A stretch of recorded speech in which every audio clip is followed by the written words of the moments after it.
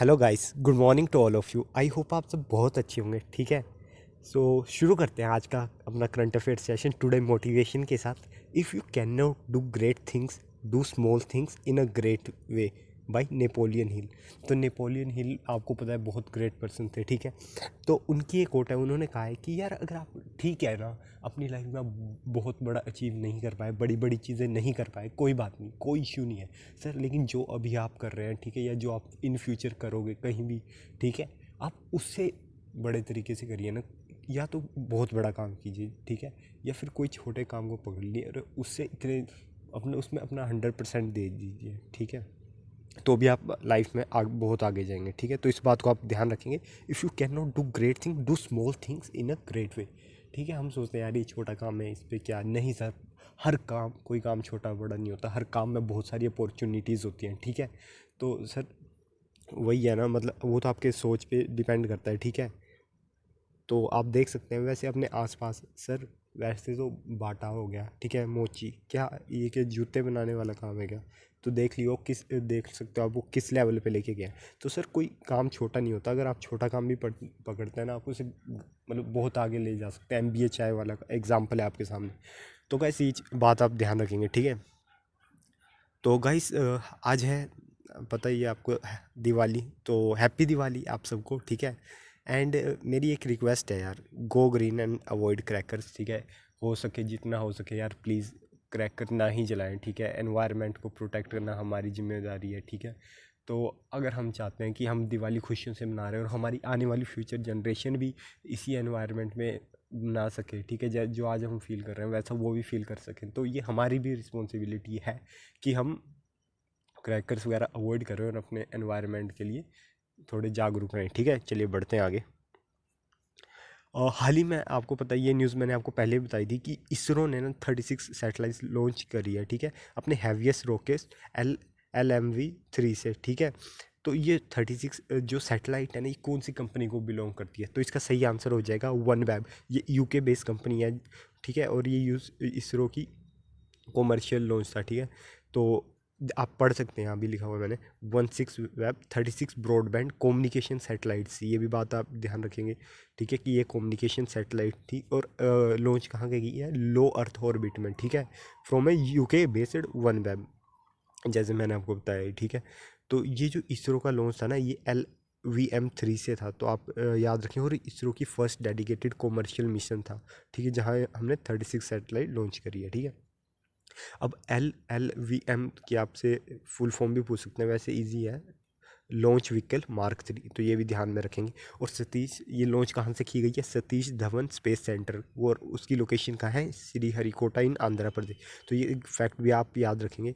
और अगर उन्हें ज़्यादा ही आजकल डीप में पूछ लेते हैं, तो ये आपके लिए और फैक्ट है कि 43.5 मीटर LVM-3, ठीक है, ये इसकी लेंथ की बात कर रहा है। ठीक है, और वेट अराउंड था 644 टन। ठीक है, और कैरिड 36 सैटेलाइट। ठीक है, तो ये चीज़ आप ध्यान रखेंगे। ठीक है, आपके लिए एक वीडियो भी है गाइस, ये देखिए। 9, 8, 7, 6, 5, 4, 3, 2, 1, 0 plus 5 seconds. देख सकते हैं गाइस आप। Normal भव्य उत्थापन LVM-3 OneWeb India 1 मिशन का। Normal liftoff at an enchantingly beautiful sight of the twin S-200 boosters burning, saluted against the night sky. मध्य रात्रि को आकाश को रोशन करता हुआ S-200 boosters performance normal. यहाँ हम इसके कंपन महसूस कर रहे हैं।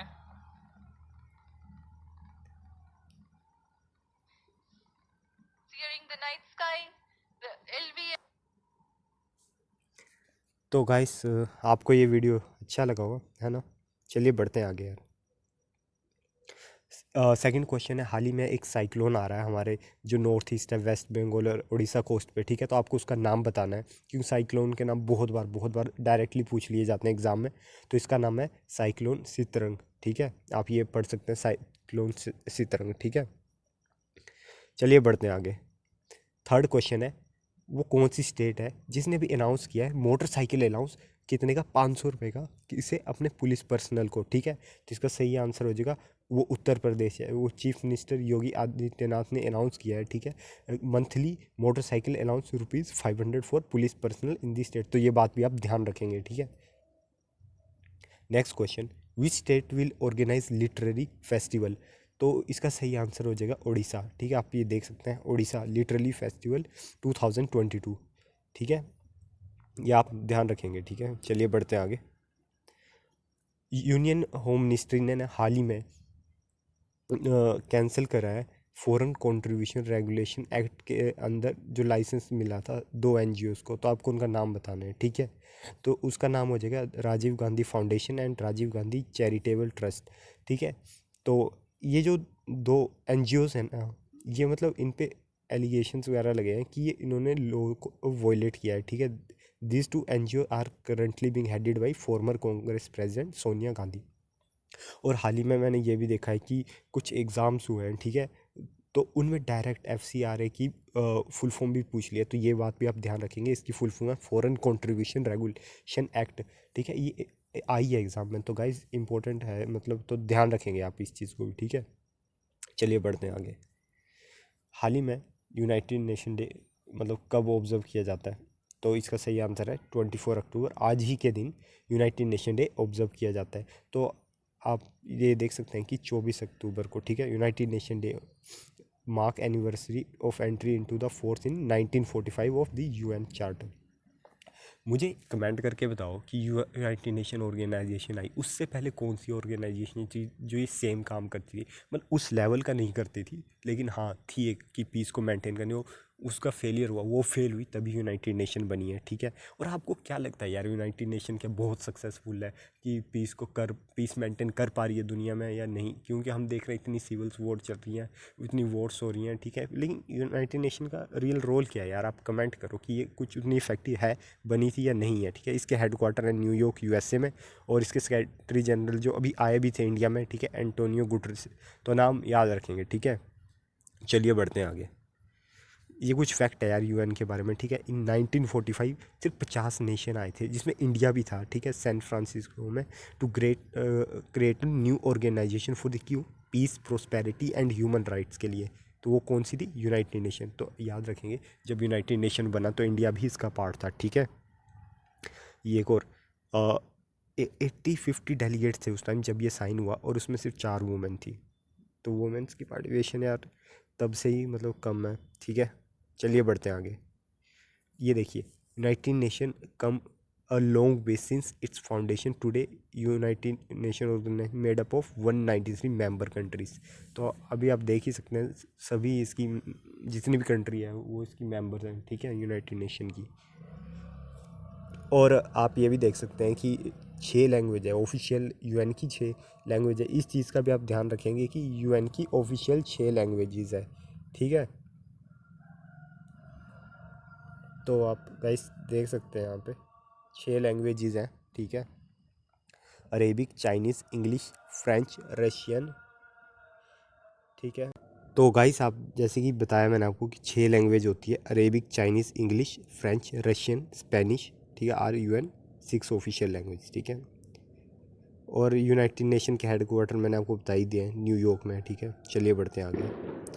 हाल ही में टाइगर ट्रिम्प 3 डे की जॉइंट ह्यूमैनिटेरियन एड एक्सरसाइज कौन सी 2 कंट्री के बीच मनाई वो ऑर्गेनाइज हुई है? तो इसका सही आंसर है इंडिया एंड USA।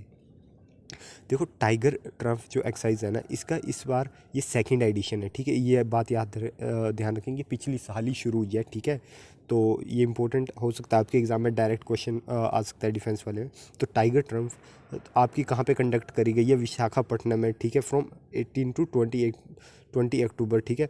और इंडियन नेवी ने इसमें पार्टिसिपेट किया है, ठीक है। और इंडियन नेवी की तरफ से एडमिरल मनीष शर्मा थे, और USA की तरफ से Major General Chris Michael MC Phillips, ठीक है। तो ये भी आप ध्यान रखेंगे, और ये सेकंड एडिशन है, ठीक है, इंडो US ट्राई सर्विसेज का। तो ये चीज़ें गाइस आप ध्यान रखेंगे। चलिए बढ़ते हैं आगे। हाल ही में वो कौन सी स्टेट है जहाँ पे हम नया टाइगर एलिफेंट रिजर्व वो बना रहे हैं, ठीक है। तो आप को बताना है, तो इसका सही आंसर हो जाएगा उत्तर प्रदेश, ठीक है। तो ये सकते हैं दुधवा पीलीभीत इन उत्तर प्रदेश, इस लोकेशन पे मतलब कि नया वो बनाया जा रहा है एलिफेंट रिजर्व, सॉरी टाइगर नहीं, ठीक है। The new reserve spread over, ये कितने एरिया में स्प्रेड होगा, 3049 स्क्वायर किलोमीटर के। और एक और बड़ी बात, शायद आपसे ये पूछ सकते हैं कि ये मतलब कौन से नंबर का है, तो ये भी आप ध्यान रखेंगे, ये 33rd एलिफेंट एलिफेंट रिजर्व होगा। बार बार टाइगर रिजर्व ही आ रहा है, sorry guys. 33rd elephant reserve, ठीक है। तो ये बात आप ध्यान रखेंगे। और एक इम्पोर्टेंट क्वेश्चन, इंडिया में प्रोजेक्ट एलिफेंट कब लॉन्च किया गया था, तो इसका सही आंसर है 1992, ये मैंने ऐड कर रखा है स्लाइड में, तो ये भी बात आप ध्यान रखेंगे। ये कुछ क्वेश्चन होते हैं जो आपके करंट में होते हैं, फिर उन्हीं को स्टैटिक से भी रिलेट किया जाता है, क्योंकि गाइस जो आज का करंट है वो कल को स्टैटिक भी तो बनेगा ना यार, है ना। क्योंकि जो आज आप करंट पढ़ रहे हो 33 हो गए, ठीक है, तो कल को यही आप स्टैटिक में भी यही पढ़ोगे अगर ये नहीं बढ़ते तो, ठीक है। तो ये चीज़ें आप ध्यान रखेंगे, ठीक है। कहाँ बन रहा है, दुधवा पीलीभीत इन उत्तर प्रदेश, 33rd है, ठीक है। और कब लॉन्च हुआ था प्रोजेक्ट एलिफेंट, 1992 में, ठीक है। कमेंट करके बताइए कि प्रोजेक्ट टाइगर कब लॉन्च हुआ था, ठीक है, इंडिया में। चलिए बढ़ते हैं आगे। ये कुछ बताया, do you know project elephant is a scheme by MOEFCC launched in 1991 and 92 with aim to protect elephant and their habitat corridor। ये आप पढ़ सकते हैं गाइस, ठीक है। तो guys thanks for watching this video, ठीक है। आई होप आपको वीडियो पसंद आया होगा, ठीक है। और अगर आपको कोई भी क्वेरी है, कोई भी डाउट है, तो आप कमेंट कर सकते हैं, ठीक है गाइस।